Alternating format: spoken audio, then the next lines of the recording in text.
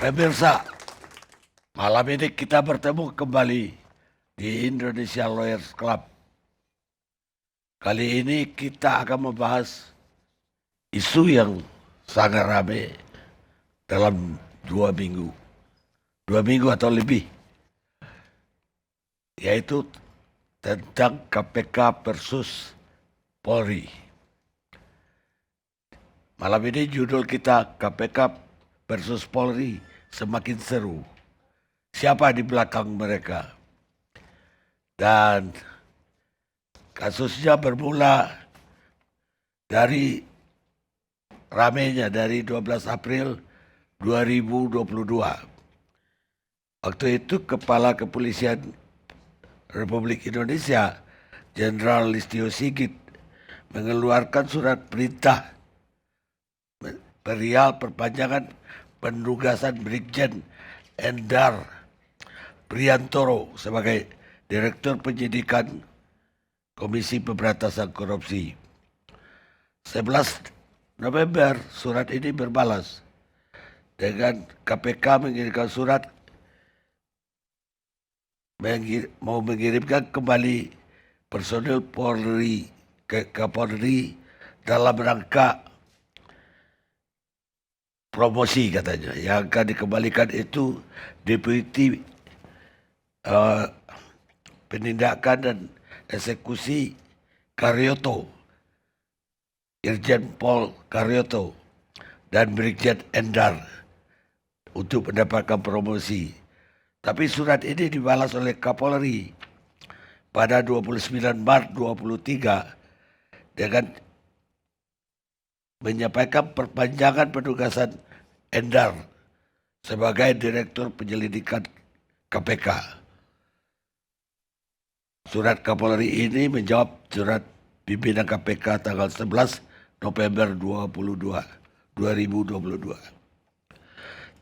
Maret, Ketua KPK Firly mengeluarkan surat tentang pengembalian Endar ke kepolisian. Dan itu disusul 31 Maret oleh Sekjen KPK yang menerbitkan surat tentang pemberhentian dengan hormat Endar Priantoro sebagai Direktur Penyidikan KPK. Tapi surat ini pun dibalas oleh Kapolri dengan mengirim surat berisi tetap menugaskan Endar di KPK. Namun setelah itu di KPK Endar ternyata tidak diterima. Malah dia dilarang oleh Satpam KPK untuk memasuki kantornya di gedung KPK. Dan makanya ini semakin seru karena kemudian ada reaksi dari para tokoh-tokoh KPK yang ketua-ketua atau komisioner masa lalu seperti Abraham Samad, kemudian BW, kemudian ada Taufikur Rahman Ruki yang berdemo kemarin di KPK dan malah menuntut dan akan mengadukan Ketua KPK Firly ke Polri, ke polisi karena dianggap telah melakukan pidana pembocoran rahasia dari dokumen yang ada di KPK kepada pihak di luar KPK yaitu Kementerian ESDM. Karena itu kita namakan ini versusnya semakin seru. Dan kenapa dua-duanya bersiteguh untuk bertahan, dan pertanyaan berikutnya, siapa dia di belakang mereka sebenarnya? Pertanyaan ini saya ajukan pertama dulu kepada mantan Wakil Ketua KPK, Saud Situmorang. Selamat malam Pak Saud. Selamat malam. Pak Saud, selamat malam. Gimana? Malam. Apa yang mau ditanya, Mas? Apa? Bagaimana Pak Saud melihat peristiwa yang bersambung di KPK ini dan semakin ramai karena ada demo dari para mantan komisioner kemarin itu? Ya, kalau nanti mau ada waktu ya, dicek ke belakang tahun 2018, saya di doorstop sama media itu mengenai tentang terpilihnya komisioner baru, yang akhirnya kita tahu backgroundnya seperti apa waktu dia menjadi deputi. Saya waktu itu mengatakan ada jejak digitalnya, bahwa orang-orang yang tidak berintegritas itu di KPK nggak akan lama, dengan asumsi kalau komisi etik atau dewan pengawasnya berfungsi. Oke, jauh sebelum Lili Pintauli berhubungan dengan kasus yang di Tanjung Balai, di depan kan ada masalah lagi itu, ya kan? Maksudnya di belakang kan ada masalah lagi. Nah, maksud saya di belakang yang akhirnya yang olahraga MotoGP segala macam.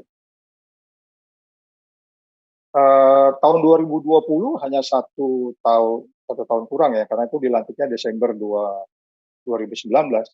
Itu kan ada masalah lagi soal helikopter. Di balik helikopter itu kan isu itu banyak. Ada isu gratifikasi dan seterusnya. Jadi artinya kalau itu didalami, betul yang saya bilang. Artinya kalau Dewan Pengawasnya berfungsi, pengawas internalnya berfungsi, orang-orang tidak berintegritas itu nggak akan lama di KPK. Nah, itu satu poinnya. Kalau berfungsi. Nah, ketika kemudian LPS atau Lili Pintauli bermasalah yang kemudian terakhirnya kemarin keluar, di 2020-nya kan 2021-nya ada masalah gitu. Bahkan dewasnya nggak memahami peraturan yang mereka buat sendiri. Peraturan yang mereka buat sendiri, kalau disanksi berat itu dipotong 40% dari gaji, waktu dipotong 40% dari gaji pokok ya, jadi sedikit kecil banget.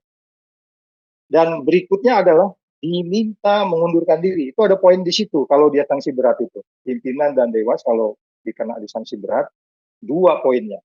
Satu, potong gaji, dan diminta untuk mengundurkan diri. Dia di waktu itu sanksi berat, nggak ada diminta untuk mengundurkan diri, sampai kemudian kejadian yang MotoGP. Jadi, ini bahasa sudah terbiasa, gitu. Terbiasa yang menurut saya, kenapa kerja sehingga value creation dalam si konflik of interest kan, syarat memberantas korupsi itu kan yang paling utama, tiga utamanya kan itu, Anda harus transparan, akuntabel, dan kemudian bebas dari konflik kepentingan. Ini cerita-cerita yang kita ceritakan seminggu, 2 minggu belakang ini kan tiga hal itu aja. Transparan nggak? Buang Endar begitu aja. Ya nggak? Akuntabel nggak itu? Bebas dari konflik of interest nggak itu? Saya belum cerita.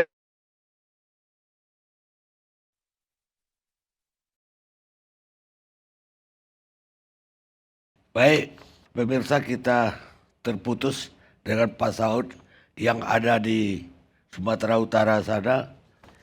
Dan kita lanjutkan sekarang ke Pak Bonyamin Saiman yang kemarin mau melaporkan Ketua KPK ke polisi. Saya rela dulu, saya tidak melaporkan Ketua KPK loh. Saya melaporkan peristiwanya. Oh, peristiwa. Iya. Kalau orangnya ya tertutup siapa kan gitu kan. Yang namanya asas praduga tidak bersalah. Jadi saya membaca Tempo koran tanggal 6 April menceritakan lengkap bagaimana ada peristiwa ditemukannya dokumen di saat penggeledahan di ruangannya Pak Sihite gitu, di PLH Dirjen Minerba gitu.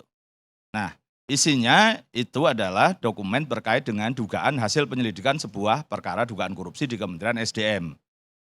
Nah, baru belakangan saya ketahui ada Twitter yang membuka itu dikit gitu. Nah, berarti itu kemudian saya memahami dugaan korupsi dalam pengelolaan pertambangan. Ujungnya berarti itu berkaitan dengan IUP, perizinan. Terkait dengan ekspor. Terus kemudian kalau ada lembaga survei berarti itu terkait dengan survei. Mungkin aja pemahaman saya adalah dugaan manipulasi berkaitan dengan survei juga perizinan. Jadi gambarannya itu. Berarti bukan terkait dengan tunjangan kinerja, karena tunjangan kinerja sudah naik ke penyidikan. Nah, kalau ini kemudian peristiwanya benar, gitu kan, maka ini ada proses dokumen itu atau keterangan itu atau materi itu ada yang berpindah dari gedung KPK ke Kementerian SDM. Nah, atas itulah kemudian tidak mungkin dia jalan sendiri dokumen itu atau materi itu. Karena bisa aja dokumen setelah disalin dirubah lagi, diketik ulang, terus kemudian tapi isinya hampir sama.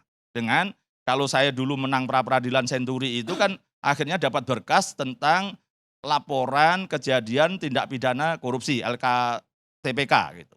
Urutannya seperti apa, kira-kira 10-20 halaman, konstruksinya jelas, siapa yang diduga pelaku, dan kemudian alat buktinya apa segala macam lengkap. Nah, saya kemudian memahami dua potongan yang di Twitter itu ya berarti memang seperti itu, ada dugaan perkara yang sedang diselidiki oleh KPK. Nah, kalau itu ternyata berpindah ke tempat yang diselidiki, menurut saya ini kan sudah mata-mata, ada mata-mata yang menyampaikan pada yang diduga pelaku gitu.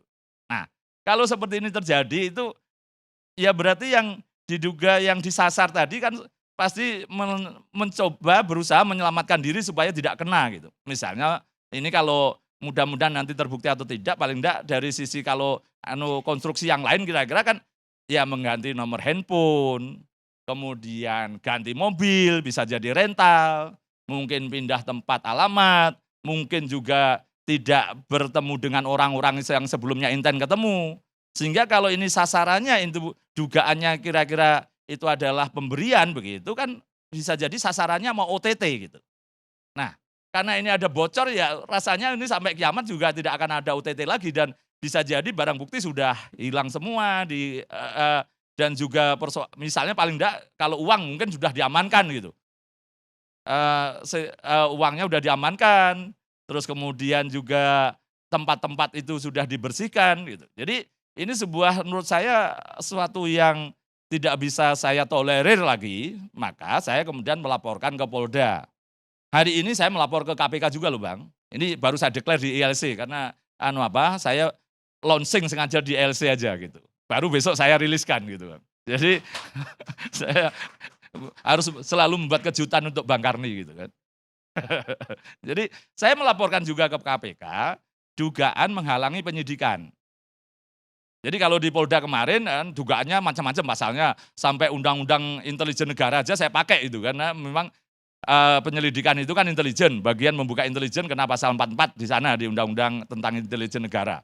Selain undang-undang terbukaan informasi publik, terus pasal 112 KUHP, selain juga pasal terkait dengan KPK tentang 36 dan 65 bahwa dugaannya pimpinan atau siapapun dilarang berkomunikasi melakukan hubungan langsung dengan alasan apapun dengan pihak yang diduga berperkara.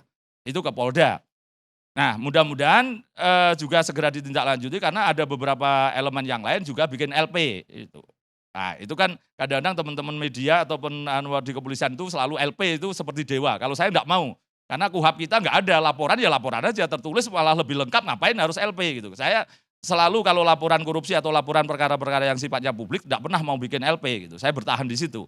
Kalau tidak ditangani, tidak diproses, saya gugat ke pengadilan, pra-peradilan. Paling begitu supaya jalan lagi. Nah, itulah yang kemudian di Polda sudah berjalan, mudah-mudahan segera ada tindak lanjut. Ini pun juga bentuk ikhtiar saya mencintai lembaga KPK. Kalau nanti ini tidak terbukti, gitu, berarti ya clear, bersih lah, gitu kan itu. Karena sifatnya baru dugaan. Kan bisa aja tiba-tiba ada orang yang pinter mengarang, membuat sebuah ramalan, seakan-akan jadi dokumen itu, gitu. Dan tidak ada bukti apapun berpindah dari gedung KPK ke gedung SDM. Jadi saya masih berharap seperti itu, seperti saya melaporkan Pak Mahfud itu dalam kasus membuka rahasia yang ini terkait dengan TPPU gitu. Saya berharap itu tidak diproses karena memang tidak membuka rahasia itu kan. Itu cara saya membela Pak Mahfud kan itu. Nah, ini pun juga situ saya tetap membela KPK. Rasa cinta saya kepada KPK ini supaya segera clear dan segera KPK melakukan pekerjaan memberantas korupsi. Misalnya ini, saya selalu menolak teman-teman media untuk meminta tanggapan saya tentang sengketa Pak Endar dengan KPK. Karena bagi saya itu urusan yang tidak perlu terlalu dimasalahkan. kalau memang itu mau ke PT UN, bahkan saya menyediakan diri untuk jadi lawyernya Endar untuk memang memperjuangkan haknya. Tapi apapun, saya berharap Pak Endar legowo, memang dari Polri ya balik lagi ke Polri aja, sudah enggak usah polemik karena nanti lama-lama jadi kanak-kanak semua. Saya rasanya ini apakah kita akan nonton ini terus-terusan kan gitu kan. Jadi sebenarnya saya berharap Bang Karni tadi polemiknya ini mestinya polemik berkaitan dengan fokusnya adalah tentang dugaan kebocoran data dan dokumen ini gitu. Jadi itu yang saya berharap. Dan posisi berikutnya adalah kalau ini nanti saya menginginkan ini terbongkarnya kasus tunjangan kinerja itu dulu bahwa saya bagian dari pernah melaporkan sebagian. Ada dugaan perusahaan tambang batu bara diduga manipulasi, dia dapat izin RKAB itu 14 juta ton, tapi diduga ada manipulasi tentang MOM-nya, terus kemudian bisa mengekspor sampai di angka 22 juta ton. Atau ada perusahaan yang pernah pilot dicabut dan Irjen menginginkan itu dicabut izinnya, tapi diberi RKAB. Jadi sebenarnya tunjangan kinerja itu untuk membuka dugaan mafia di pertambangan yang kita sendiri seperti jadi penonton. Padahal itu kalau dari sisi pajak aja bisa dimaksimalkan itu akan sangat besar, paling tidak 1.000 triliun akan mendapat menyumbang APBN kita gitu. Jadi sebenarnya saya ingin bahwa dari tunjangan kinerja yang ditangani KPK ini untuk bisa membuka pintu besarnya dugaan-dugaan masalah-masalah penyimpangan di sektor pertambangan, baik batu bara, nikel, emas dan lain sebagainya gitu. Jadi ini yang kita tugaskan KPK. Jadi KPK saya tetap berharap masih ada, tidak perlu dibubarkan untuk menjalankan tugas membongkar tambang ini supaya masuk negara dari pajak, PNBP, royalti dan lain sebagainya itu di angka ribuan triliun Bang Karni. Itu aja, makasih. Enggak, Anda tadi nggak mau menyebutkan orangnya. Tapi sebetulnya di Twitter itu orangnya disebutkan. Ya memang di Tempo pun disebutkan Bang Karni. Iya. Dan itu saya lampirkan jadi bukti. Tapi kalau saya berduga tidak bersalah ya tetap saya sampai kapanpun tidak akan membuka yang saya laporkan siapa. Biarlah, makanya bentuk laporannya kan kalau saya buka kepada teman-teman itu dalam lidik kan gitu. Teman-teman LP pun juga gitu, polisi pun juga dalam lidik. Kan belum tentu. Misalnya ini, dalam Twitter atau Tempo itu disebutkan Pak F misalnya gitu. Belum tentu orang lain juga gitu yang mencatut Pak F. Kan itu kan berdasarkan pengakuan seseorang mengaku dapat menteri yang katanya dapat dari Pak F kan gitu. Belum tentu juga, nanti Pak F kan apakah akan menyatakan, oh ya saya yang memberikan. Kan belum tentu juga. Ya, tapi Anda tidak melihat polemik yang terjadi ke Polri dan KPK ini. Ya, Saya melihat penting ini masalah. Saya tetap tidak akan mau mengomentari itu Bang Karni. Jadi mohon maaf. Yang penting kita dorong dua lembaga ini melakukan tugas-tugas negaranya gitu aja. Saya tidak ingin masuk soal sengketa-sengketa begini. Makasih Bang Karni. Kenapa kali ini Anda nggak berani? Emang kapan saya berani membenturkan lembaga-lembaga Bang Karni? Paling mengadu domba sedikit-dikit aja kok. Misalnya dalam kasus dulu Pinangki kan, saya cuma bentur-benturkan dikit aja gitu kan, nggak sampai benturan tinggi, adu dombanya kan tipis-tipis saja kan gitu antara kepolisian dan Kejaksaan Agung kan gitu aja Bang Karni. Ya, jadi jangan saya dicap paling berani itu enggak Bang Karni, saya ini penakut Bang Karni. Makasih. Saya kira paling berani, ternyata penakut. Saya sekarang kayak Pak Emrus Sioming. Gimana tanggapannya Pak Emrus? Baik, di opening tadi Bang Karni mengatakan Polri versus KPK seolah-olah seperti terulang cicak dan buaya yang dulu peristiwa lalu gitu ya. Padahal sekarang nggak ada. Ini jilid 4. Betul, jadi saya sudah ikuti semua persoalan ini persoalan komunikasi. Artinya apa? Saya sudah baca bagaimana komentar pihak kepolisian, keterbatasan jabatan yang ada di sana. Kemudian di KPK sudah selesai jabatan itu periode 5 tahun pertama. Jadi ini persoalan komunikasi. Jadi saya melihat bahwa andaikan ketemu secara langsung Kapolri dengan Ketua KPK itu bisa diselesaikan, itu yang pertama. Yang kedua adalah siapa di belakang, kan begitu Bang Karni katakan tadi. Menurut saya tidak ada di belakang ini karena dua tokoh kita ini, Firly Bahuri dan Kapolri kita itu kan sudah tokoh, sudah aktor sosial. Jadi siapa lagi di balik itu? Kecuali saya dengan Bang Saur yang berdebat, boleh jadi ada sutradara di belakang. Ini kan sudah aktor sosial dari sosiologi, ini sudah aktor puncak. Jadi tidak ada di belakang itu. Kemudian saya melihat bahwa yang saya agak ragukan, teman-teman yang demonstrasi kemarin di KPK, begitu ya. Dan ada ungkapan mengundurkan diri, ketua KPK dan lain sebagainya. Pertanyaan kritikal saya adalah, mereka ini kan adalah pelaku hukum gitu ya, aktor hukum. Harusnya mereka menempuh jalur hukum, tidak jalur politik. Bukankah mereka selalu mengatakan aktor hukum ini atau pendekar hukum ini selalu mengatakan bahwa hukum adalah panglima. Kemarin mereka sudah memainkan politik itu. Gitu ya. Harusnya kalaupun ada pelanggaran etika atau ada pelanggaran lain seperti kata Pak Benyamin tadi, ajukan aja proses hukum. Nah, atau kalau ada pelanggaran etika, ajukan saja kepada Dewan Pengawas KPK. Jadi tidak serta-merta langsung demonstrasi. Terus terang saya mengatakan bahwa betul demonstrasi adalah hak demokrasi, hak politik daripada seseorang. Tetapi mereka ini kan pendekar-pendekar hukum. Nah, kalau saya melihat meta meaning di balik itu adalah berarti mereka tahu ketika mereka pemimpin KPK, berarti ada sesuatu di dalam. Itu pertanyaan di balik kehadiran mereka. Apakah mereka sadari itu? Artinya demonstrasi mereka itu sama saja menyampaikan pesan bahwa ketika kepemimpinan mereka ada faktor politik. Itu meta meaning di balik itu. Jadi kalau kita semiotika bisa membaca, orang komunikasi bisa membaca itu.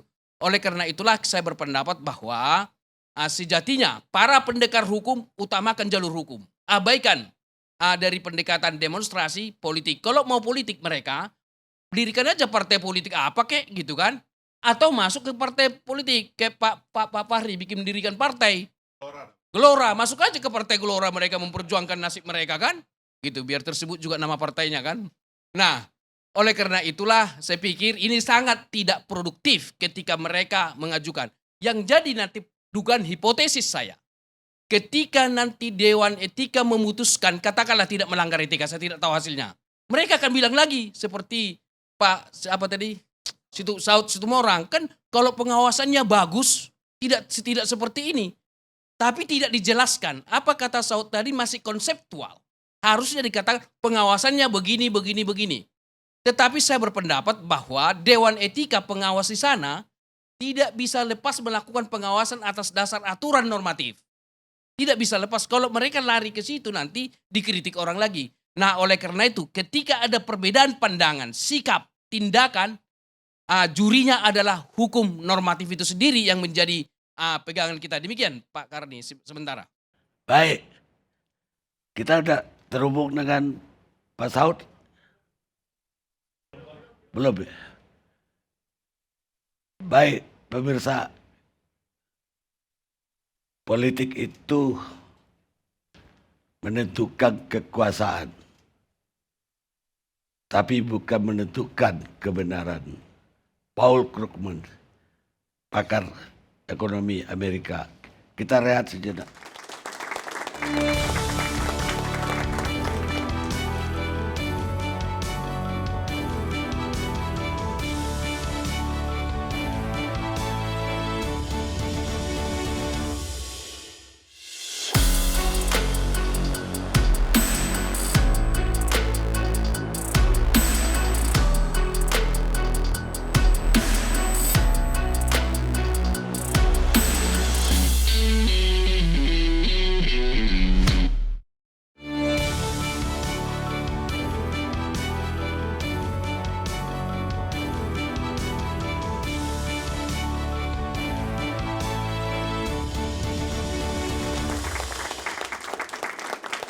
Pemirsa, kita lanjutkan diskusi kita. Sebenarnya konflik antara KPK dan Polri ini udah serial. Kalau saya tadi ngitungnya serial keempat. Tapi Benyamin tadi di meja rehat bilang udah yang kelima. Saya ngitungnya dari kasus zaman Pak Susno Duaji yang mengibaratkan KPK itu cicak dan Polri itu buaya, sehingga dikenal kasus cicak versus buaya. Itu ketegangan dalam masalah kasus Bank Senturi. Kemudian muncul cicak buaya kedua 2012 dari penangkapan Kepala Korps Lalu Lintas Joko Susilo, dan itu menjadi konflik yang kedua dalam sejarah. Yang ketiga adalah ketika KPK menetapkan Jenderal Budi Gunawan sebagai tersangka. Dan kemudian ini juga berbuntut terhadap pimpinan KPK waktu itu. Dan yang keempat ini, tapi kata Pak Bonyamin barusan bahwa ini yang kelima, karena ada lagi kasus tersangkakan Bibit Waluyo dan Bibit sama Chandra dari KPK, dan itu yang keempat katanya. Maka ini yang kelima. Ya, ya. Yang kelima ini tidak pas kita kategorikan KPK versus polisi. Beda kasusnya. Kalau sekarang ini adalah relasi.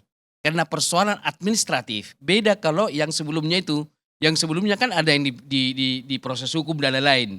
Ini kan tidak ada. Artinya apa? Bahwa ada beda persepsi. Dalam konteks komunikasi, biasa itu terjadi. Memang hubungan manusia itu tidak selalu hangat, tetapi bisa turun naik.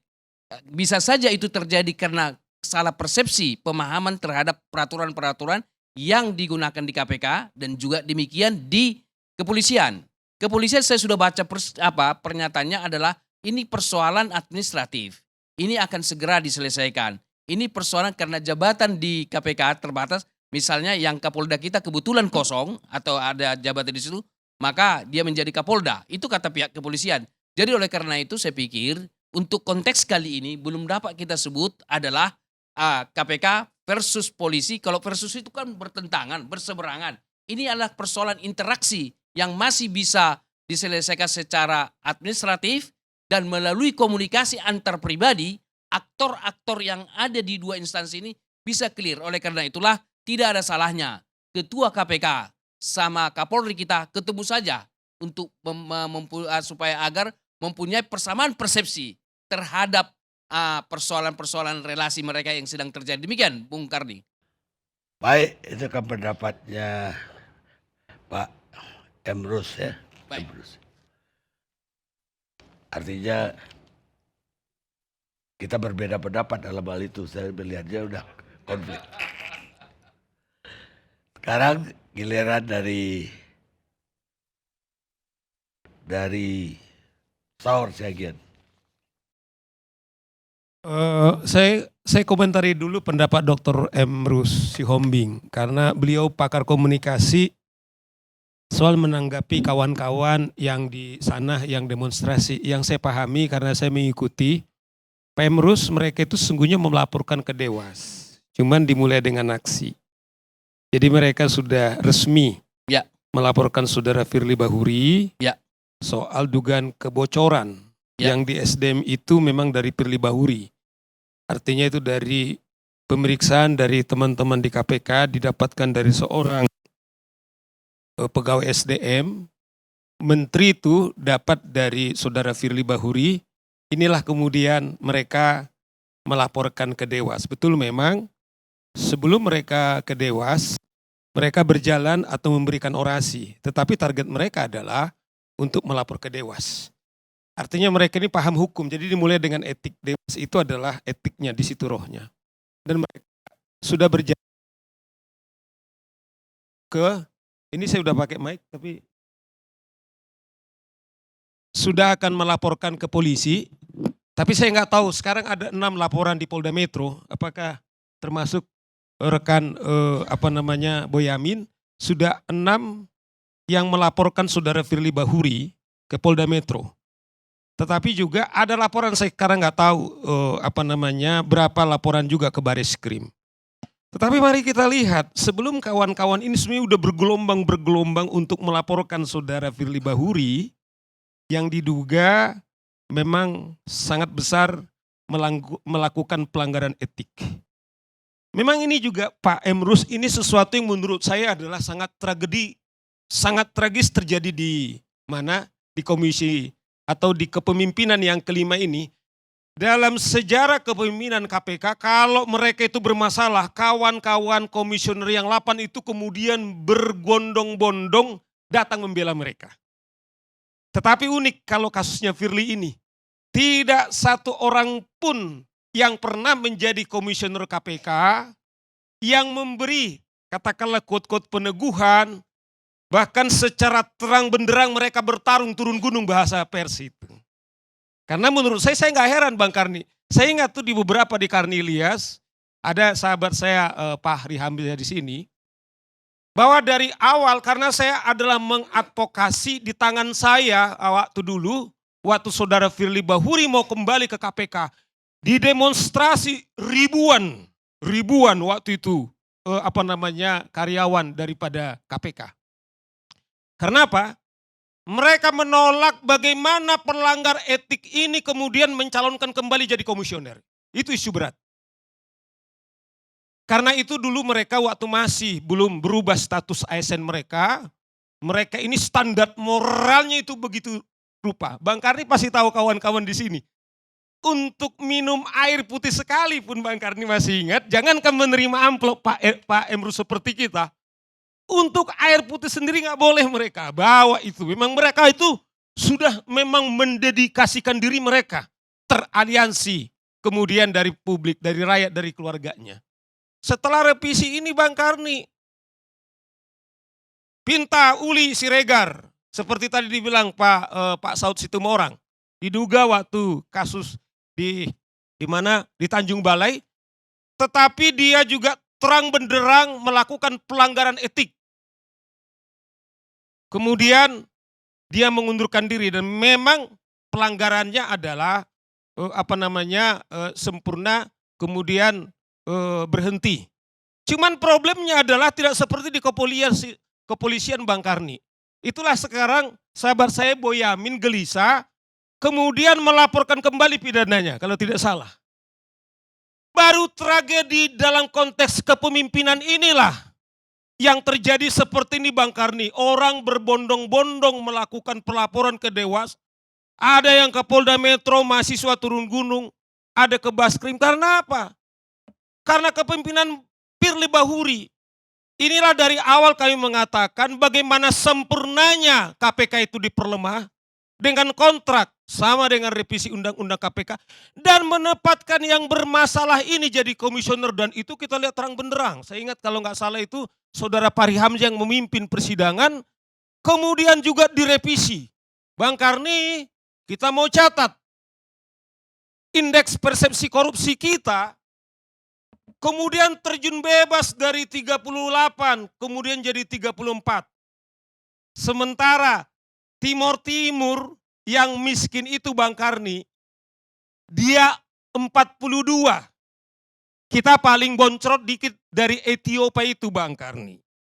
Ya paling baik sedikit lah. Nah kalau kita lihat dengan Prof Mahfud, kemudian kita pergi ke udara ada korupsi. Kita ke laut ada korupsi.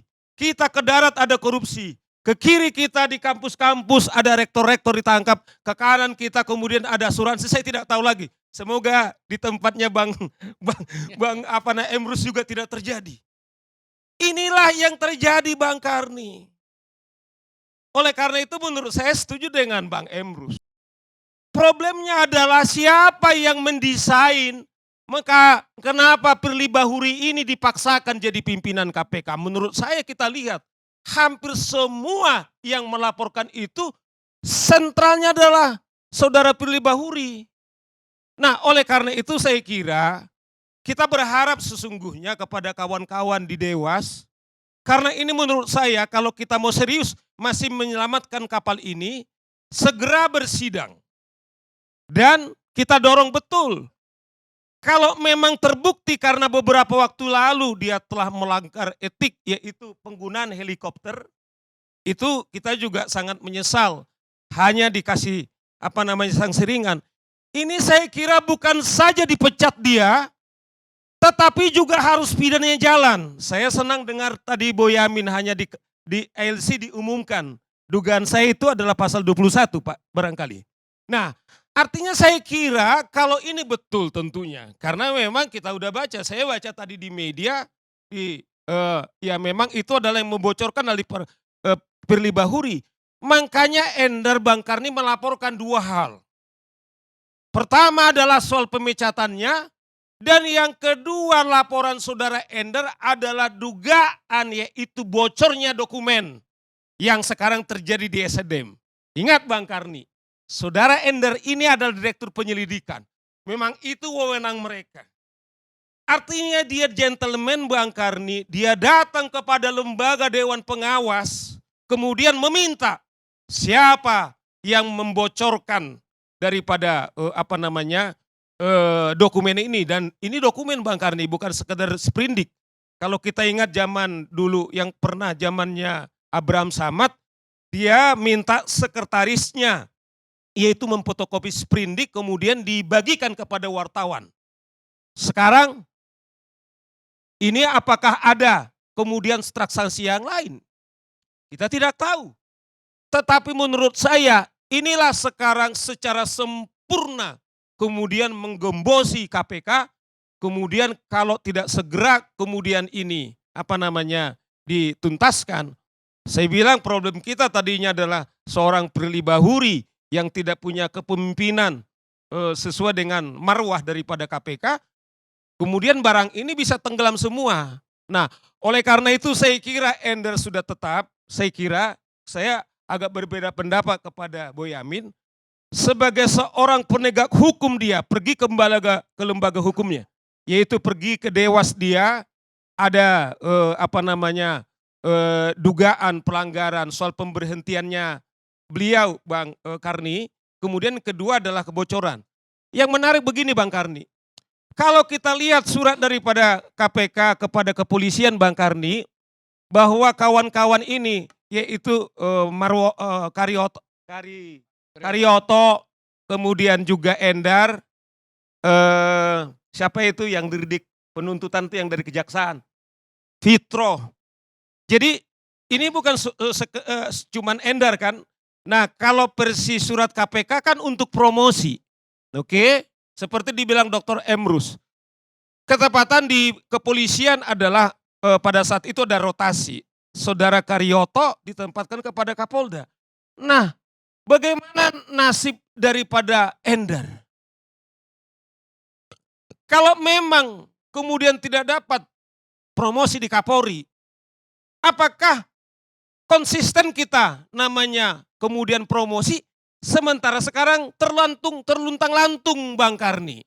Inilah yang saya bilang dulu, setelah Firly Bahuri membunuh 57 orang dengan TWK-nya itu, kemudian dibunuh lagi nasib orang untuk masuk kemudian ke kantornya Bang Karni. Coba bayangkan, sementara KPK kekurangan orang, kekurangan SDM, ada yang masih kosong, sementara dibilang ini dipromosikan, tetapi ditelantarkan. Nah kelihatannya Firly ini Bang Karni, di mana dia tidak cocok, dia main otoriter. Inilah yang terjadi. Kenapa? Akhirnya sekarang kawan-kawan di kepolisian Bang Karni yang tidak berharap dalam proses ASN, kemudian mereka mogok dan melawan secara terbuka kepada saudara Firly Bahuri. Karena apa? Karena sudah tidak bisa lagi dimaafkan kelakuannya, sehingga bayangan kita dengan status ASN yang mereka miliki tidak akan lagi terjadi seperti wadah. Tetapi karena ini kelakuan tabiat yang menurut saya sangat merendahkan daripada KPK, akhirnya kawan-kawannya dari kepolisian juga melakukan perlawanan terbuka. Jadi bukan saja ada laporan di Dewas, ada laporan di Polda, ada di Mabes Polri, tetapi kawan-kawan di dalam juga melakukan perlawanan. Nah, oleh karena itu menurut saya ini harus segera Dewas kemudian melakukan sidang etik, tetapi karena kalau memang sudah terbukti kemudian segera dipecat dan juga tindak pidana yang dilakukan oleh Firly Bahuri segera ditindaklanjuti. Itu menurut saya Bang Karni. Terima kasih. Bang Karni, beri kesempatan buat saya karena Dan nama saya saya tambahin disebut. dikit bahwa kawan-kawan polisi yang ada di KPK minta dikembaliin semua ke Mabes Polri. Jadi bukan hanya mogok, minta balik. Silakan. Boleh. Baik, beberapa tanggapan saya. Bukankah terjadi dulu di kepemimpinan yang dahulu ada masalah, misalnya hilangnya barang bukti, gitu kan? Jadi artinya nggak bersih-bersih banget juga. Yang kedua, silahkan Bang Saur lakukan depth interview terhadap para mantan penjara itu. Bagaimana pengalaman pahit mereka ketika berhadapan masa lalu itu. Jadi artinya bahwa harus kita lihat juga sisi, tanda kutip sisi terangnya dan sisi kekurangannya. Saya akan berikan salah satu link YouTube yang sudah saya buka di sini sekarang, bahwa ada seseorang, tidak baiklah saya sebut namanya. Pribadi nanti saya kasih, bagaimana pengalamannya dengan pegawai orang-orang KPK di masa lalu. Artinya apa? Tidak bersih-bersih juga. Nah, kemudian kalau dikatakan bahwa di seolah-olah Bang Saur menunjuk seseorang, Firly, di situ kolektif kolegial. Artinya apa? Ada nggak salah satu dari mereka yang protes terhadap kebijakan, keputusan dari 5 komisioner? Berarti ini keputusan bersama, kecuali memang saya tidak setuju dengan keputusan itu. Atas istilah itu, dissenting opinion, gitu ya. Ini tidak ada, saya lihat, saya ikuti terus berita. Artinya apa? Keputusan tentang bahwa Bung Endar, ya kan, berakhir 5 tahun, itu adalah keputusan bersama, sehingga sangat tidak tepat kalau kita tujukan kepada tokoh seseorang, karena kolektif kolegial. Berbeda kalau itu di kementerian. Kalau di kementerian 1 pimpinannya, ini 5. Demikian. Saya memang agak tanggapi perkaya pendapat.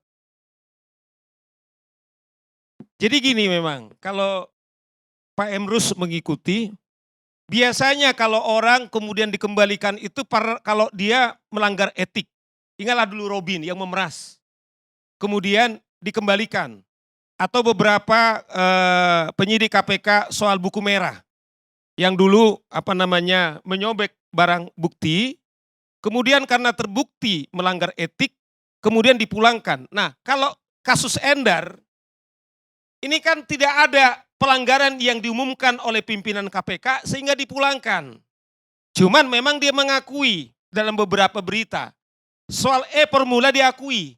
Memang saya ada berbeda pendapat dengan Firly Bahuri memang dia bilang. Soal formula. Bahkan menurut Endar, itu adalah kita sudah dengar di media, karena memang belum ada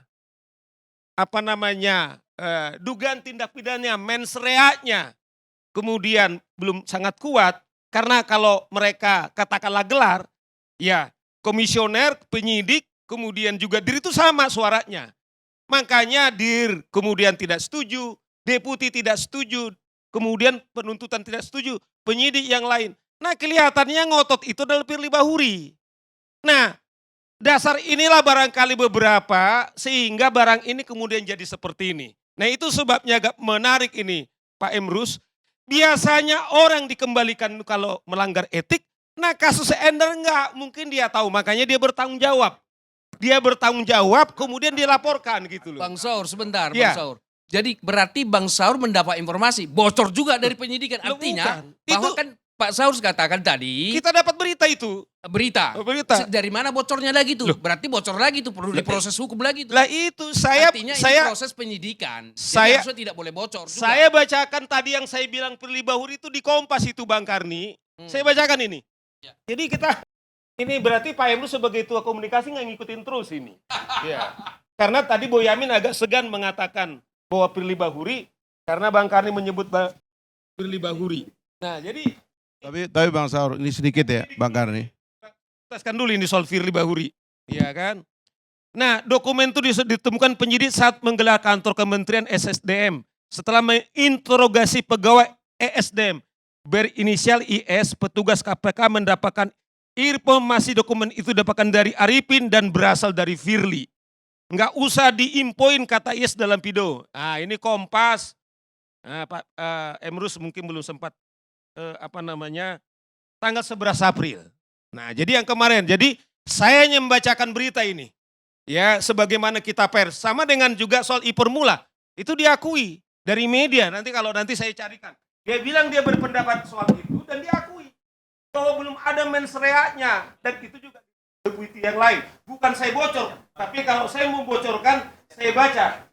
Kemudian saya baca. Kemudian di media. Kalau memang tuntut aja ini Kompas yang memberitakan ini. Itu loh Dr. Emrus. Terima kasih Bang Karni. Bukan ya, tadi itu yang saya dengar, katanya Pak Endar itu berakhir 31 Maret 2023. Itu yang saya dengar. Jadi gini Bang Karni. Dalam sistem KPK yang lama, mereka itu kan 4 tahun 2. Jadi paling lama 10 tahun. Jadi Endar ini adalah masih 3 tahun. Nah karena mereka ditugaskan dari kepolisian, nanti mungkin Pak Arianto mungkin mengatakan, itu setiap tahun kemudian dikasih surat. Nah ini baru tahun keempat. Nah karena dia seperti yang kita bilang dikembalikan nggak ada slot kemudian jabatan kepada dia, Kapolri kemudian meminta dia masih di sana. Nah sementara peraturan ini belum dicabut. Nah kita tidak tahu alasan daripada KPK mengapa mengatakan disebut bahwa tugasnya sudah selesai. Nah sementara diberhentikan itu kita bilang tidak ada pertimbangannya, tidak ada karena pelanggaran kode etik, kemudian tidak ada. Berarti kalau itu dalam konteks kalau saya sebagai seorang lawyer dikaitkan kepada laporan-laporan yang diberikan pada Dewas, ya termasuk tadi 2 yang saya bilang tadi. Ada bocor, kemudian sprindik, tetapi itu juga teknis sudah telanjang ini. Soal kasus yang menyangkut daripada Ipermula. Ini yang saya kira sudah kita sudah baca di publik. Terima Mungkin kasih. Bang Karni perlu dibikin jelas dulu. Itu kalau orang habis tuh maksudnya gimana itu Pak? Mungkin Pak Arianto bisa menjelaskan. Kan kalau argumennya di Biro Hukum KPK itu mengatakan bahwa yang bersangkutan berakhir 31 Maret. Kalau sudah berakhir terus gimana? 4 tahun saja. Iya tapi sudah berakhir. Ya belum berakhir 4 tahun. Dia 2020. Dia tahun ketiga ini. Kan akhirnya itu kan ditentukan oleh institusi yang bernama KPK. Sekarang KPK-nya mengatakan, Biro Hukumnya semuanya, pimpinannya mengatakan sudah berakhir. Nah terus gimana? Ya mengatakan itu tapi aturannya 4 tahun. Aturan di mana Bang? Di KPK. Enggak dong, ini kan aturan KPK yang mengatakan ini sudah berakhir. Sudah berakhir ya dikembalikan. Nah itu yang saya bingung nih, jadi itu Mungkin ketentuannya gimana? Karena kalau memang sudah berakhir. Jadi peraturan pemerintah ini belum dicabut. Dasar inilah mengapa kemudian tunjangan gaji daripada KPK kan dia unik, dia khusus dia. Kemudian adalah dari peraturan ini. Saya lupa nomor peraturan nomor presiden. Nah yang menempatkan posisi daripada kawan-kawan semua itu, misalnya Novel Baswedan setelah dia 10 tahun dia memilih. Kemudian jadi karyawan penuh daripada KPK. Tetapi kalau ditugaskan itu 4 tahun pertama misalnya, tidak dilanjutkan dan tidak ada perpanjangan, ya udah berhenti. Nah, kasus Endar dia itu tahun ketiga, baru tahun keempat. Tetapi memang setiap tahun lembaga dalam konteks ini polisi, kemudian setiap tahun menyurati bahwa dia masih diperpanjang.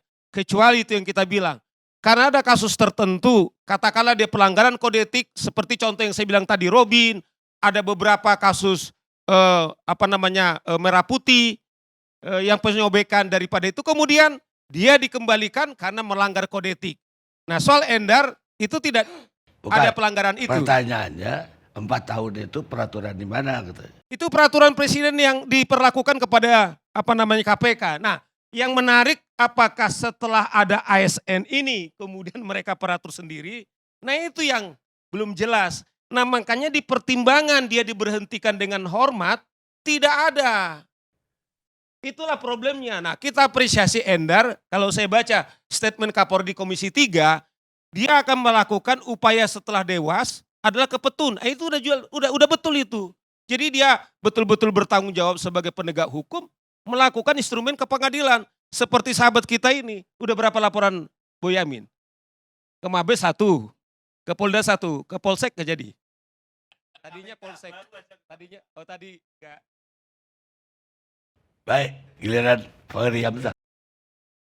Soal itu tadi yang saya bingungnya ini kan pasti dua lembaga kan tidak lembaga main-main kan. Itu kan pasti lembaga punya peraturan dan biasanya lembaga itu punya biro SDM, punya biro hukum yang membaca ketentuan tentang keberadaan seseorang di institusi pengguna. Karena kalau hubungan antara KPK dengan Polri itu kan adalah hubungan dengan institusi induk dan institusi pengguna. Setahu saya, semua aturan itu mengatakan ini terutama ya kalau gajinya orang dan tunjangannya orang itu dipindahkan kepada institusi pengguna, maka hak dan kewenangan penggunaan itu ada di institusi pengguna. Ada lembaga yang gajinya itu ada di institusi utamanya, induknya. Dan karena itulah biasanya support terhadap institusi tempat dia bekerja itu adalah berdasarkan ketentuan dari institusi induk. Karena semua gaji dan sebagainya berada di institusi induk. Setahu saya di KPK itu semua fasilitas dan gajinya memang lebih banyak gajinya itu ada di institusi KPK, sehingga kewenangannya itu berdasarkan ketentuan, selain ketentuan yang besar tentunya peraturan pemerintah, peraturan menteri Pan-RB, juga ketentuan di kepolisian sebagai institusi induk, juga di ketentuan di KPK, tapi sebagai pengguna KPK punya schedule. Kalau orang ini dianggap sudah tidak dipakai lagi di dalam, maka dia dikembalikan ke institusi intinya. Dengan rekomendasi karena yang bersangkutan berbuat baik, maka dia dikembalikan untuk dipromosi. Apakah dipromosi atau tidak di institusi induknya kan kembali kepada institusi induknya. Kan institusi pengguna ini cuma pengguna dia. Yang kalau dia udah selesai pakai ya dia kembalikan gitu. Iya, tapi Dengan catatan gitu loh. missingnya tadi dari peraturan yang dibilang 4 tahun itu. Dan juga ada ketentuan. Dia baru dibalik kalau disetujui oleh 2 kepala instansi itu. Artinya Kapolri dan sepakat dengan Ketua KPK. Artinya institusi ini harus sepakat bahwa seseorang itu dikembalikan, kira-kira begitu kan? Kali ini kan Kapolri nggak sepakat. Nah masalahnya kan begini Bang, bagaimana kalau institusinya mengambil keputusan bulat? Karena yang saya dengar dari Biro Humas KPK itu keputusannya bulat. Iya kan? Keputusan KPK bulat, Iya. tapi Kapolri belum setuju. Makanya kan itu Bang, ini kan sudah bulat dikembalikan, kan begitu? Bukan, harus bulat juga Kapolri Nah, dan sekarang KPK. kalau, kan ini 50-50 Bang, jadi nggak salah dong gimana sih? Ini kan Makanya 50-50. Saya ingatkan lagi kasus Rosa Purbabekti yang dulu dikembalikan ke kepolisian, tapi Pak Idam Aziz menolak dan akhirnya dia tetap di kepolisian. Itu kan Pak Rianto kan itu. Ada case itu juga gitu. Jadi ini sebenarnya saya tidak tertarik lagi sebenarnya untuk sengketa ini. Mungkin aja bahasa saya, kenapa kalau dipulangkan itu harus dengan kalimat bahwa dia melanggar etik supaya tidak ada ketersinggungan. Tiba-tiba dikembalikan tapi sebenarnya tidak melanggar etik supaya orang suka-suka aja, tidak seneng misalnya gitu, 1 tahun langsung dibalikin, 2 tahun balikin. Ini kan lama-lama yang mengirim lama-lama kan nggak mau. Polisi lama-lama bisa jadi nggak mau ngirim orangnya, nanti tidak ada polisi di KPK, cacat lagi gitu loh. Jadi ini saya kira sekali lagi kayak Pak Emrus, komunikasi aja. Dan ini kan sebenarnya sudah calling down tadi di Komisi 3 bahwa akan menempuh PT UN. Saya kira perdebatan ini sudah selesai gitu Bang, makasih. Ini tadi kan ceritanya Bang Karni, karena ini kan menjadi melebar, ya kan? Dan tidak enaknya memang karena bau isu pemilu ini, pentersangkaan salah satu calon ini kan menjadi itu yang dianggap paling dominan gitu. Kan itu menjadi berat Bang kalau opininya dibawa ke situ. Apakah betul itu yang terjadi dan sebagainya kita nggak tahu karena dan lagi-lagi ini sangat sensitif. Sekarang siapapun yang merasa diganggu terus dia membawa bahwa saya ini diganggu, karena saya mendukung si A dan si B, wah itu kan repot Bang, gitu loh. Jadi menurut saya kalau ini ternyata ada hak kelembagaan untuk memutuskan, dan setahu saya itu yang lebih berat karena konsepnya itu adalah lembaga pengguna yang menanggung seluruh kehidupan seorang dari institusi inti itu di lembaganya dengan fasilitas dan gajinya begitu ya. Berbeda dengan orang yang dititipkan atau orang yang sementara tour of duty yang tanggung jawab dan seluruh gajinya itu berada di institusi induknya, itu beda. Karena penggunaannya tentu harus berdasarkan kepentingan dari lembaga ini. Sudah begitu KPK dikatakan lembaga yang independen.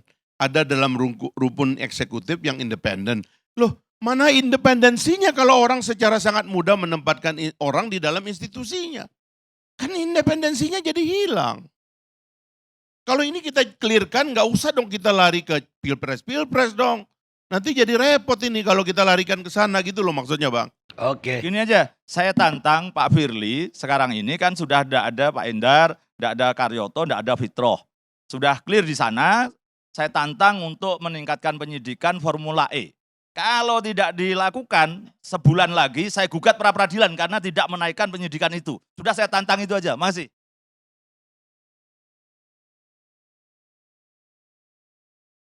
Ya sekarang Pak Kris. Ini sahur ini di mana-mana panas saja kerjaannya. Padahal kita lagi puasa ini Bang Karni. Baiklah, terima Oh, udah, kasih. Bu. Assalamualaikum warahmatullahi wabarakatuh. Udah buka, udah boleh Pak. Iya udah buka. Iya saya juga setuju dengan Bang Bonyamin dan teman-teman tadi. Karena saya sebenarnya tidak saja pengalaman institusional ya Bang Karni, bekerja sebagai pengawas KPK 15 tahun di DPR ya. Dan juga kemungkinan atau kemudian banyak sekali menulis buku ya tentang KPK ini dan bahkan juga melakukan studi ya secara komprehensif lah di beberapa negara yang sering dibicarakan oleh teman-teman LSM sebagai perbandingan sehingga saya datang ke lembaga-lembaga itu. Dan yang terakhir kebetulan saya tertarik untuk meneliti Korea Selatan Bang Karni karena KPK itu dengan KIKEK Korea Selatan itu lahir pada bulan yang sama gitu. Sehingga umurnya itu sama, cuman kalau tidak salah KIKEK itu hanya berumur kurang dari 6 tahun ya. Dibubarkan lalu dibentuklah lembaga baru gitu.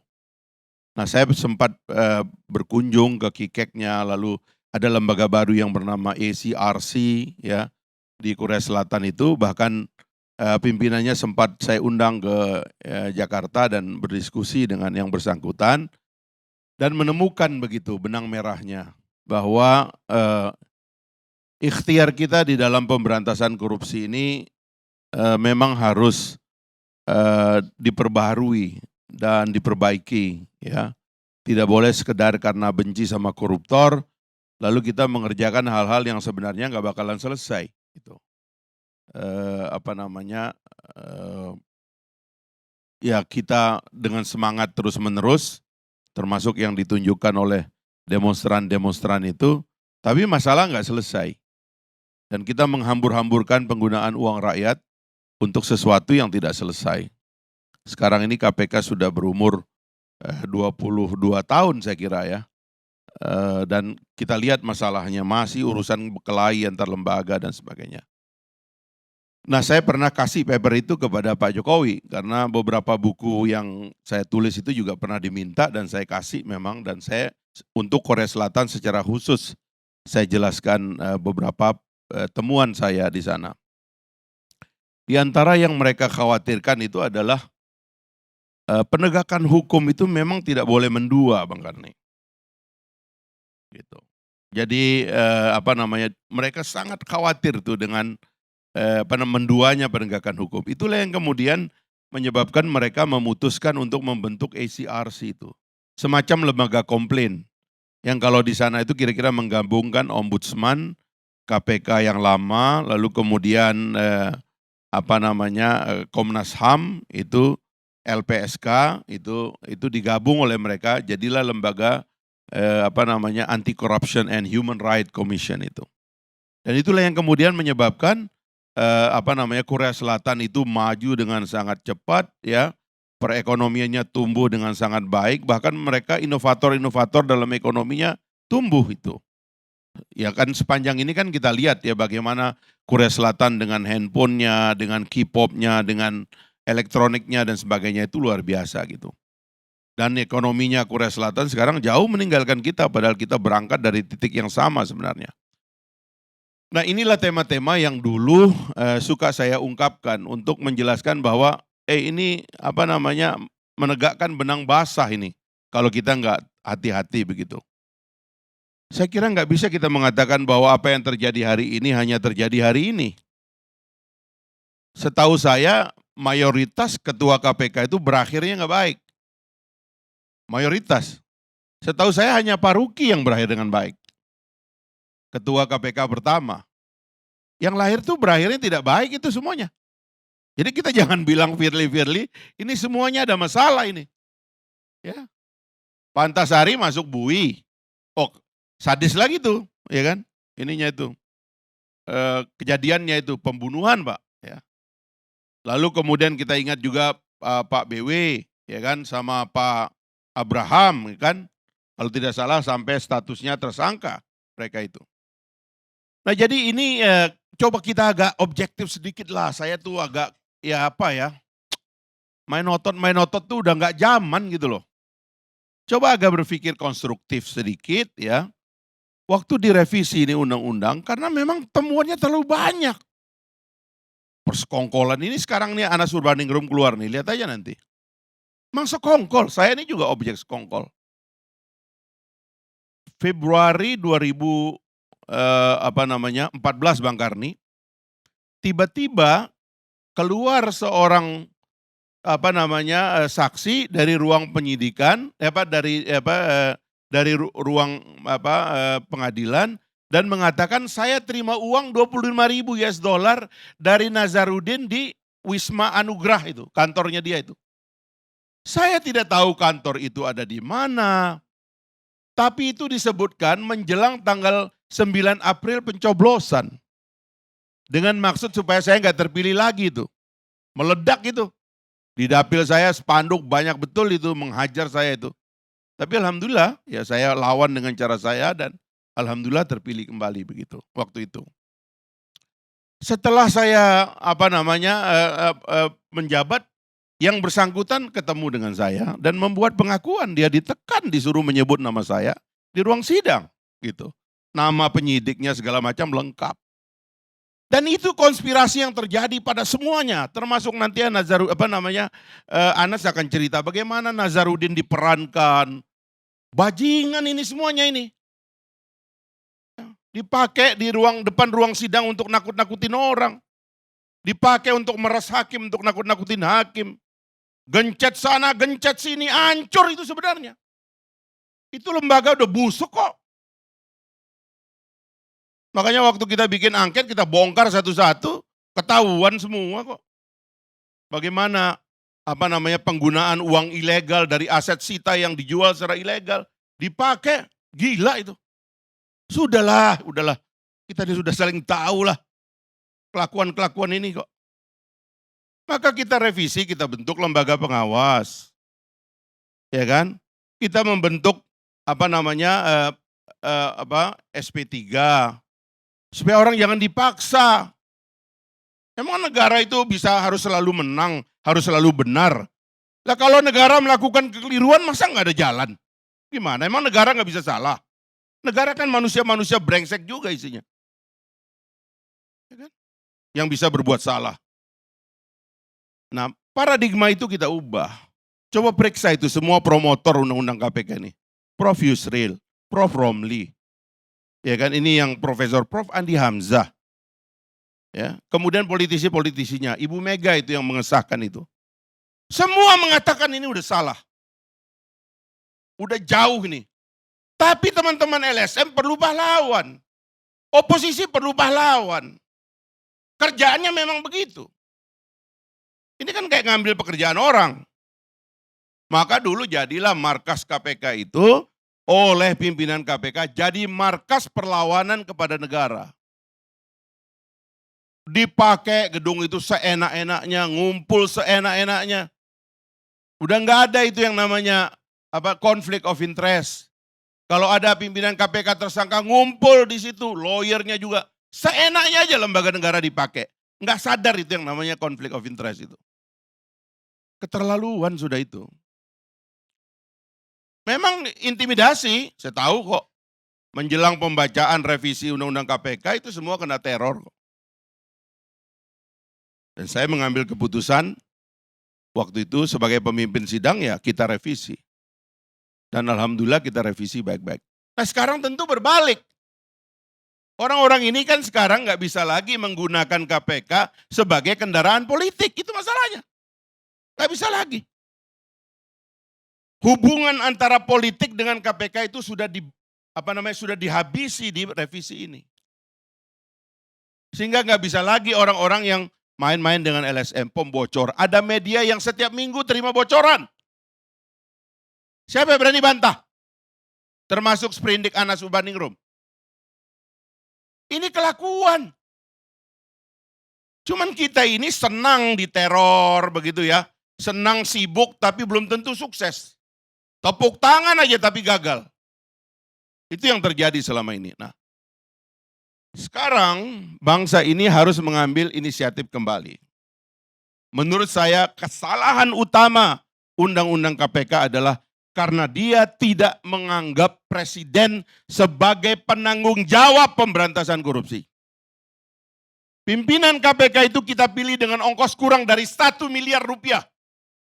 Tapi Presiden Republik Indonesia besok kita akan pilih dengan uang 100 triliun rupiah. Mana bisa tanggung jawab pemberantasan korupsi diberikan ke satu lembaga yang pimpinannya dipilih dengan uang 1 miliar. Sementara pertanggungjawaban presiden dalam sistem presidensial kita diabaikan. Maka dalam revisi kita masukkan KPK sebagai bagian dari eksekutif supaya ada tanggung jawab presiden, terutama dalam membentuk pengawas, dan dia juga bisa ditagih harusnya dengan undang-undang baru. Kamu presiden. Kamu dipilih oleh rakyat, berdarah-darah orang ikut kampanye, ikut pemilu. Masa tidak bertanggung jawab untuk pemberantasan korupsi? Itu yang saya suka provokasi Bang Kari. Saya bilang saya jadi presiden setahun korupsi saya kubur. Bisa itu. Power presiden terlalu besar. Dan kita baca dalam sejarah dunia bagaimana presiden-presiden yang baik menuntaskan pemberantasan korupsi di negaranya dengan sangat cepat itu bisa dilakukan. Nah sekarang mesti kita pikirkan ulang. Saya kemarin sebagai anggota partai Bang Karni datang ke KPK karena ada semacam ikhtiar untuk mengumpulkan partai-partai terkait pemberantasan korupsi. Saya ingatkan pimpinan KPK, saya bilang, seharusnya partai politik yang punya proposal untuk memberantas korupsi. Jangan dibalik. Jangan seolah-olah KPK mau mendidik partai-partai untuk memberantas korupsi. Lorong mereka mau berkuasa kok. Yang berkuasa yang punya proposal dong. Saya bilang, saya setahun sebagai presiden, saya kubur itu korupsi bisa. Ya kan? Dan harusnya presiden capres-capres nih mulai ngomong itu. Kalian bisa memberantas korupsi enggak? Cengar-cengir aja ke sana kemari itu orang. Mana proposalmu memberantas korupsi? Enggak ada kok. Galang sana, galang sini, isi otak enggak ada. Memberantas korupsi bagaimana? Ntar apa-apa, perkuat KPK ngomong. Bagaimana memberantas korupsi? Perkuat. Lo KPK 1 miliar, kamu 100 triliun kok. Bagaimana kok dibalik-balik? Nah, logika-logika ini yang mesti kita lawan. Ya. Karena kita ini begitu orangnya. Kalau udah sibuk tuh dianggap sukses. Bego itu. Ya. Sibuk bukan sukses.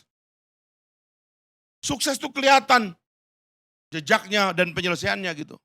Nah itulah kira-kira Bang Karni, pemikiran barunya apa? Kemarin saya di KPK saya senang melihat. Sekarang ini ada Hall of Fame. Ya, memori untuk mengingatkan. Ada ikhtiar untuk melakukan pencegahan yang luar biasa. Ada ikhtiar untuk mengajak semua pihak termasuk presiden. Mari bersama-sama ini kita cegah. Karena ini besar sekali Nggak mungkin diselesaikan oleh satu lembaga. Kesalahan kita adalah meminta KPK jadi pahlawan sendiri. Ngos-ngosan. Rusak lembaga lain. Ini kayak sekarang Polri dengan KPK ini berantem kayak begini. Gara-gara itulah. Pak Fahri. Nggak ada determinasi untuk mengatakan enough is enough. Ini bisa kita selesaikan. Dan dengan orkestra, saya kira apalagi kalau dipimpin presiden, insya Allah cepat selesai Bang Pak Bunyamin. Fahri. Supaya Kalau- sampean juga jangan ya, capek, lapor terus, Nah, ya kan? Kalau Ini saya bulan masih puasa, setuju Bung. KPK masih hidup, harus ada. Kalau Pak Fahri masih setuju nggak itu KPK tetap dipertahankan? Ya kalau saya jadi presiden, saya akan memberantas korupsi. Saya yang memberantas korupsi, bukan KPK. Saya yang dipilih oleh rakyat. Oke. Dan saya akan berjanji kepada rakyat, setahun saya kubur. Saya yang berjanji. Jangan pengecut dong, mau jadi presiden tapi nggak ada janjinya. Apa janji kalian berantas korupsi? Oh, perkuat KPK, ikut demo. Itu masa-masa yang demo, pendukung capres. Capresmu mana? Ngomong dong, kasih proposal yang jelas. Bila perlu kasih harinya. Saya ulang lagi itu di Duterte itu, ya udah selesai dia. Saya jadi presiden 6 bulan narkoba saya hajar, dia bilang gitu. Melanggar HAM itu Duterte. Tapi Anda lihat Filipina sekarang. Kasih agenda kepada rakyat. Kasih jadwal kepada bangsa ini. Jangan kita disuruh tepuk tangan terus tapi nggak selesai masalah. Ini bulan puasa, ini bisa batal puasa kita ini. Terima kasih Bang Karni. Assalamualaikum. Bang Karni, bisa saya sedikit tanggapi beliau? Karena menyangkut juga soalnya disebut dua klien saya itu Saudara Bambang Wijayanto dan Abraham Samad. Nah bedanya mungkin Pak Ri ada catatan supaya kau ingat. Kalau Bambang Wijayanto dan Abraham Samad itu kemudian ditetapkan tersangka ketika menetapkan tersangka Budi Gunawan ketika dia belum masuk ke KPK. Ya, catatan saja. BW itu ditetapkan tersangka. Saya masih ingat itu dulu di di acara LC kita ketika dia berpraktek sebagai pengacara waktu Sugianto Sabran kemudian menggugat ke MK sementara dia mendampingi kliennya bahwa dia bilang dia mengajari kliennya sehingga dia ditetapkan tersangka sebagai mengatur sumpah palsu. Bambang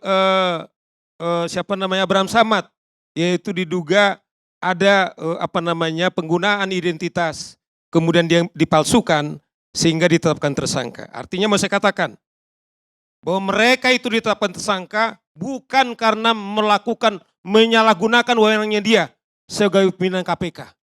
Tapi saya kira Pak Hari juga ikut bertanggung jawab. Hancurnya KPK karena dia dulu yang memimpin. Saya harus katakan, apa yang saya sebut tadi soal Firly, itu fakta hukum. Itu bukan rekayasa. Termasuk tadi yang saya baca laporan-laporan tersebut, tidak ada kehancuran yang lebih hancur adalah pimpinan yang sekarang ini. Makanya karena itu saya setuju dengan ini.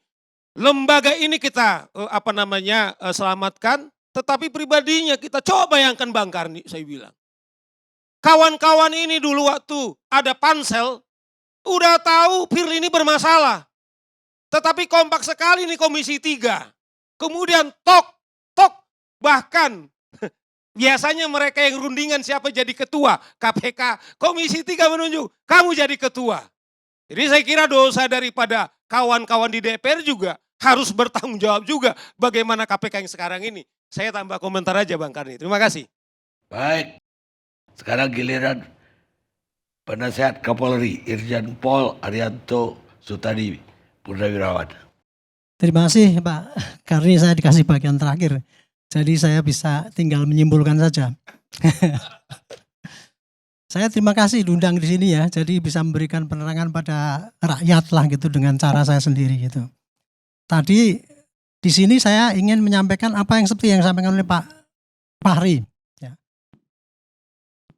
Pertama saya ingin menyampaikan Pak judulnya Pak. Bapak kan judul KPK versus polisi. Tadi komentari kayaknya bentrok gitu ya. Selama 2 minggu ini saya lihat itu bukan bentrok antara polisi dengan KPK kelihatannya. Tapi yang lebih cocok judulnya adalah gaduh di internal KPK gara-gara memecat jenderal semenang-menang. Kira-kira itu judulnya lebih tepat menurut saya gitu. Karena ya sekarang tadi Pak Sitomarang pertama kali yang dibahas ya kalau Dewasnya bagus ya pasti nanti bagus kan gitu kan.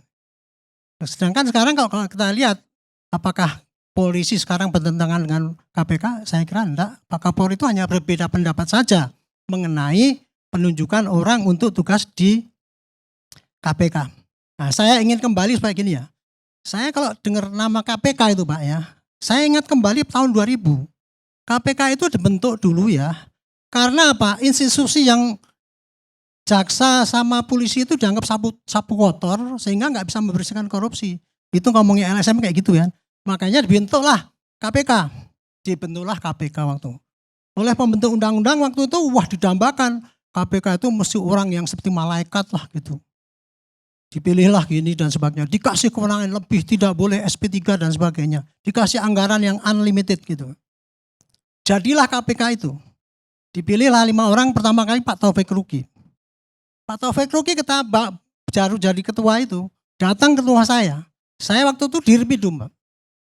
Tok, saya minta penyidikmu yang bagus. Saya ini terpaksa memimpin lembaga yang dipercaya berantas korupsi, tapi kan nggak punya prajurit, Pak. Datang ke tempat saya, oke Pak, tak kasih 30 yang terbaik masuk KPK. Jadi Pak, KPK itu butuh penyidik-penyidik yang profesional dan yang berintegritas kan kira-kira gitu. Maka secara umum ya theoretically itu KPK pasti butuh penyidik yang bagus dan yang berintegritas tinggi gitu. Itu pertama kali. Jadi saya ingin menyampaikan di sini ya, penunjukan anggota KPK di situ tuh simple, ini bukan barang yang susah. Itu kenapa sekarang jadi repot gitu kan? Itu. Nah, KPK waktu itu dikasih tugas kan, memberantas korupsi. Namanya ad hoc, sementara. Tapi kita lihat sekarang, seperti tadi Pak Fahri katakan, sistemnya ini benar apa enggak? Tahun 2002 sampai sekarang udah 20 tahun. Apa hasilnya? Tidak ada menurut saya. Sama seperti dulu. Mengapa begitu? Kalau saya ya, bukan belajar dari luar negeri dan sebagainya seperti Pak Fahri tadi. Saya hanya mengamati Pak. Mengamati bagaimana perjalanan yang sesungguhnya di lapangan itu. Pertama kali KPK menurut saya sih, pemilihannya dulu kan dicari orang yang integritas tinggi. Akhirnya yang terpilih Pak, ibarat kita tuh nyari pilot Pak itu Pak. Yang dapat ustadz Pak, integritas tinggi tapi nggak punya profesionalitas. Itu yang terjadi Pak. Jadi nggak punya konsep bagaimana mencegah, menindak, bagaimana. Itu tapi digadang-gadang menjadi lembaga yang paling berjasa di dalam korupsi. Itu periode pertama idealis banget.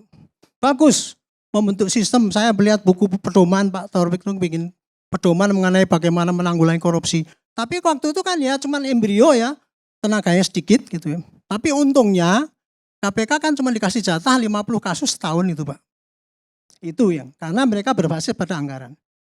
Periode kedua masih bagus KPK itu. Cuman ya itu sebetulnya tidak berhasil amat. Cuman KPK waktu itu lebih banyak pencitraan Pak, didukung oleh LSM. Nah ini rakyat ditipu menurut saya sih istilah saya. Ditipu seakan-akan KPK itu pahlawan, gini-gini hebat. Padahal hasilnya nggak seberapa Pak dibandingkan dengan anggaran yang dikasihkan oleh negara itu Pak. Itu terus menerus. Tambah lagi berikutnya KPK itu ya sudah saya kira sudah secara teoritis pasti dijadikan alat politik Pak. Sudah pasti itu. Karena apa? Mempunyai kewenangan yang besar sekali di situ. Kemudian pengawasannya nggak ada waktu itu. Kan gitu kan Pak. KPK dielulukan terus gitu akhirnya apa mereka dengan perbuatan seenak sendiri ketika Pak Fahri CS itu mau mencoba memperbaiki bilang wah melemahkan KPK gitu kan. Save KPK dari pembubaran pelemahan KPK. Itu Pak akibatnya apa? Karena kita diprovokasi oleh LSM itu. Saya hanya menjadi curiga Pak. Jangan-jangan ya provokasi ini dilakukan oleh negara lain yang tidak suka kalau korupsi di Indonesia ini selesai gitu Pak. Nah ini sayangnya bangsa kita tuh nggak sadar gitu Pak. Bahwa kita tuh diadu domba kayak gitu itu. Nah sekarang coba. Hanya penunjukan Pak Endar yang kemudian nggak benar itu. Kok sekarang apa demo bekas-bekas pimpinan yang dulu itu saat tadi dikatakan. Kan zaman dulu juga mereka juga banyak masalah juga kan. Nah itu Pak. Itu satu ya jadi saya ingin gini. Sejarah KPK itu dibikin itu untuk menjadi memberantas korupsi di Indonesia. Tetapi perjalanannya karena seleksinya tidak benar, yang sampai di atas itu bukan orang yang profesional dan integritasnya juga kadang-kadang masih kurang bagus juga. Buktinya kan yang lama-lama banyak melanggar kode etik gitu. Akhirnya ya sekarang KPK cuma seperti ini. Coba sekarang ya, hanya ganti seorang direksi jadi gaduh sana sini. Kerjaannya di lapangan kan jadi terganggu. Itu satu Pak. Nah, yang kedua saya ingin nyampaikan Pak ini. Kenapa kok kemudian ini jadi rame itu Pak? Gitu. Saya baca ya dari dua-dua, sebetulnya masalahnya simpel saja Pak. Kalau mengganti petugas di situ itu Pak, itu reasoningnya tuh Kapolri juga ingin mengganti, mendukung supaya KPK itu jaya, maka harus dikasih penyidik yang baik. Pak Firly juga demikian, ketika November yang kemarin, November yang ngirim surat ke sini, alasannya apa? Ini supaya dikasih promosi jabatan kan gitu kan.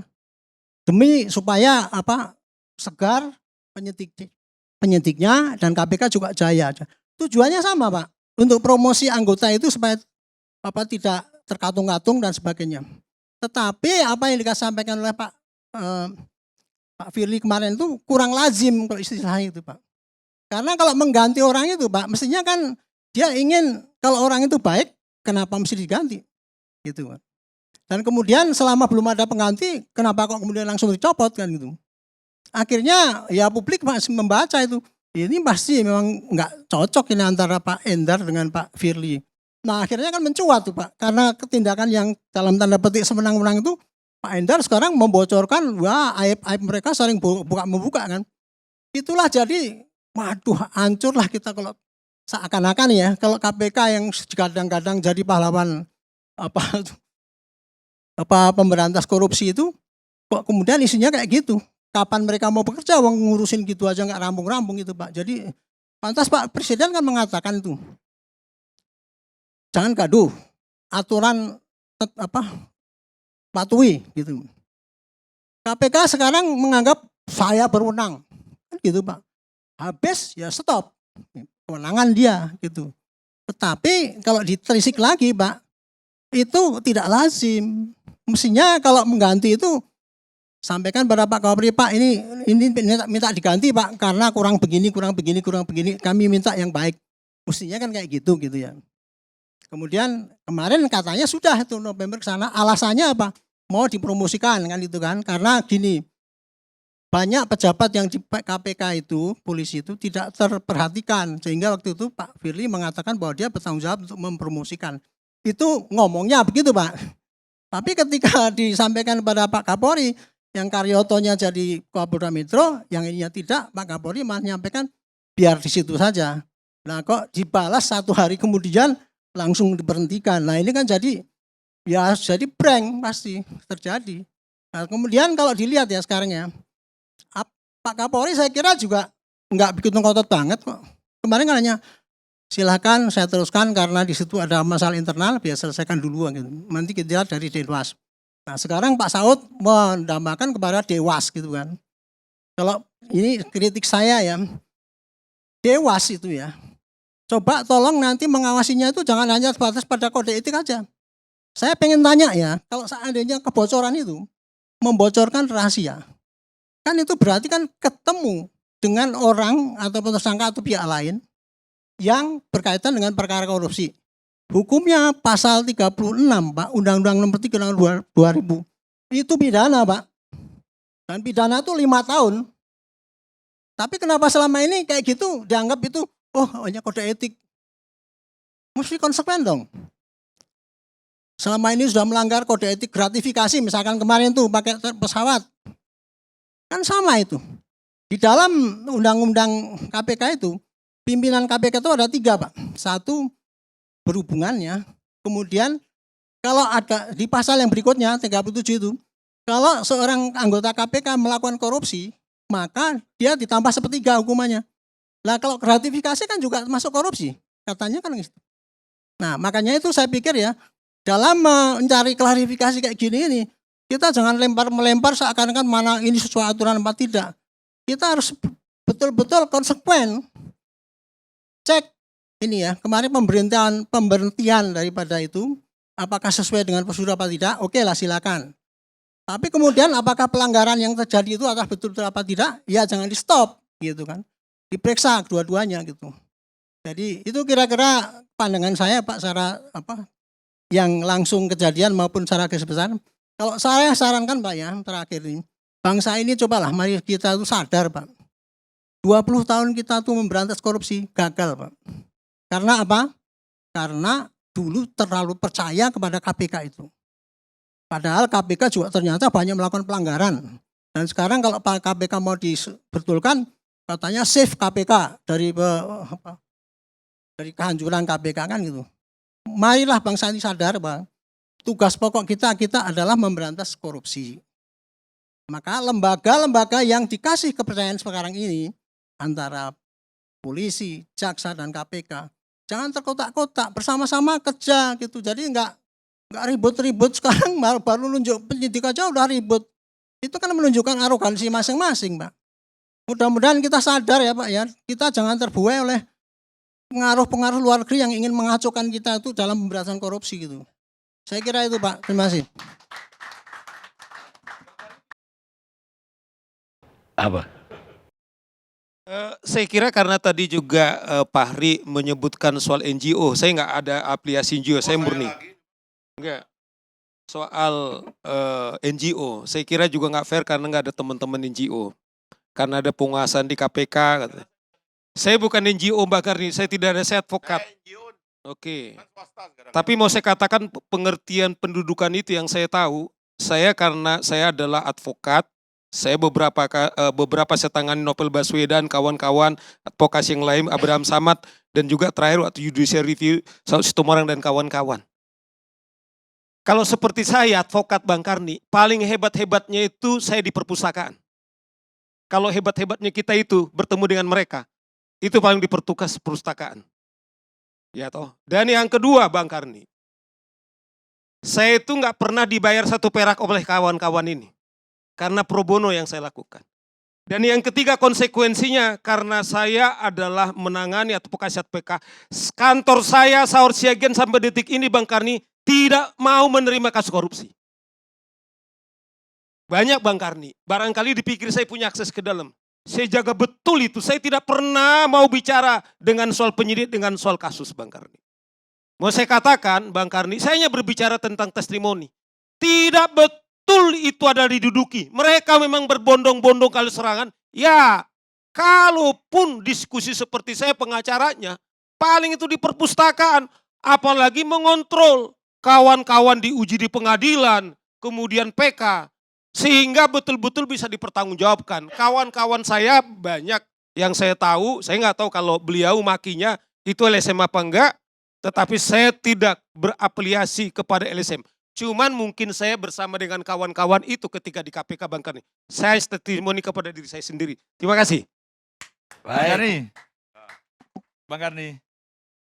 Karena tadi disebut oleh Bang Saur, memang Maki itu bukan LSM. Tapi saya tetap menghargai teman-teman LSM, apapun ini bagian rakyat sipil untuk mengontrol pemerintahnya, sumbangsih pada negaranya. Tetap diperlukan Pak Arianto. Dan kalau laporan tadi memang pasal 36, pasal 65 Undang-Undang KPK memang bagian dari laporan saya terhadap kepolisian. Gitu. Masih, itu aja. Baik. Pemirsa, sifat curiga adalah musuh bagi kebajikan. Mereka yang pikirannya sudah korup, maka secara natural akan penuh curiga. Sementara mereka yang penuh curiga, maka mudah pikirannya terkorup. Joseph Addison, politisi Inggris. Kita ketemu ALC yang akan datang.